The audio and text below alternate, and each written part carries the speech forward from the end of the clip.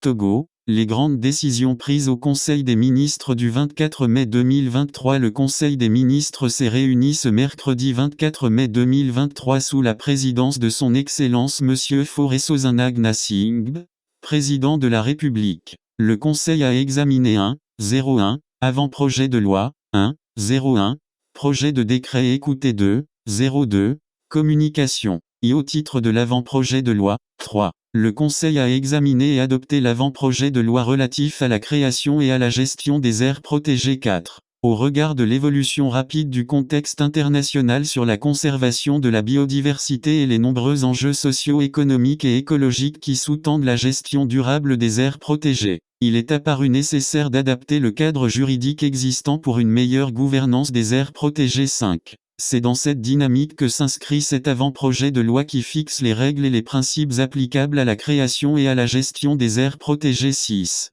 Son adoption permettra à notre pays de disposer d'un cadre juridique spécifique dédié aux aires protégées dans la perspective de leur contribution à la réalisation des objectifs de développement durable, notamment le projet 35 de la feuille de route gouvernementale 2020-2025, qui prévoit d'étendre à 25% la couverture forestière du pays à l'horizon 2025. 2. Au titre du projet de décret, 7. Le Conseil a ensuite examiné et adopté un projet de décret fixant les modalités d'application de la loi portant statut de zone franche industrielle dans le secteur du textile et de l'habillement 8. Ce décret a pour objectif de définir les conditions et les modalités d'obtention de l'agrément au statut de zone franche industrielle dans le secteur du textile et de l'habillement. 9. Il précise également les règles régissant les activités des entreprises concernées, en particulier, en matière de commercialisation des produits, d'emploi de salariés expatriés et de formation continue des travailleurs nationaux 10.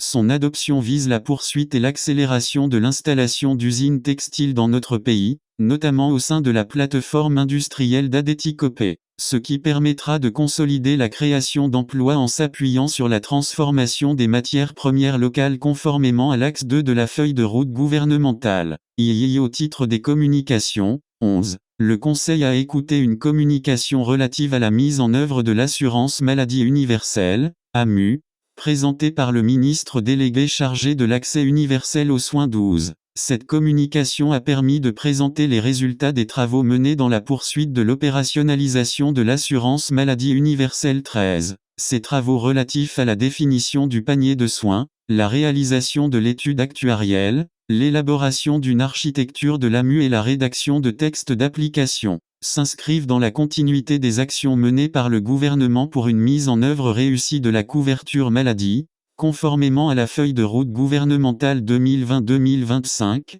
14. Le Conseil a enfin écouté une communication sur la situation économique et financière et le financement de l'économie à fin décembre 2022 et au premier trimestre 2023, présentée par le ministre de l'Économie et des Finances 15. Le contexte économique mondial en 2022 a été marqué par de fortes tensions inflationnistes, en liaison avec les effets des différentes crises. Ainsi l'inflation mondiale, en moyenne annuelle, a atteint 8,7% après 4,76% en 2021. 16. Dans la zone UEMOA, le taux de croissance économique est estimé à 5,7% contre 5,9% en 2021 avec un taux d'inflation moyen de 7,1% contre 3,5% en 2021. 17. Au Togo, la conjoncture économique comparée à 2021 est caractérisée par une évolution globalement satisfaisante de l'activité économique reposant notamment sur une bonne dynamique observée dans le trafic portuaire et aéroportuaire avec une hausse du niveau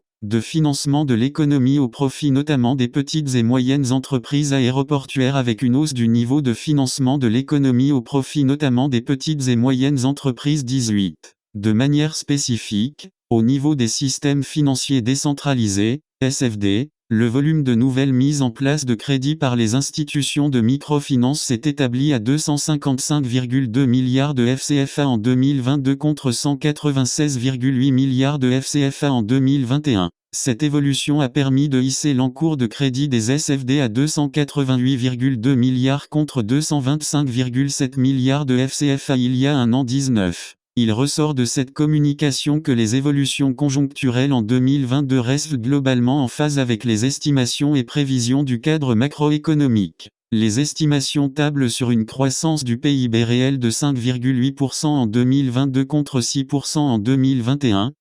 L'attention du Conseil a été attirée sur le fait que la plupart des banques centrales, la Réserve fédérale américaine, la Banque centrale européenne et la Banque centrale des États de l'Afrique de l'Ouest, ont procédé à un resserrement des politiques monétaires rendant de plus en plus difficiles les financements sur les marchés financiers. Ces financements sont devenus rares et plus onéreux. 21. Face à ces difficultés de financement et tenant compte de la nécessité de prioriser les dépenses, le gouvernement a engagé des analyses afin d'ajuster ses prévisions de dépenses pour l'année 2023, ce qui conduirait à la présentation d'un projet de loi de finances rectificative à l'Assemblée nationale. 22. Le Conseil a salué les performances et la résilience de l'économie togolaise grâce aux réformes structurelles conduites sous la très haute impulsion de son Excellence M. Faure Sozana Gnassingbé, président de la République, et a encouragé les membres du gouvernement à se mobiliser pour poursuivre les projets et programmes dont les ressources sont déjà disponibles afin de continuer à répondre aux besoins du pays. IV au titre des divers.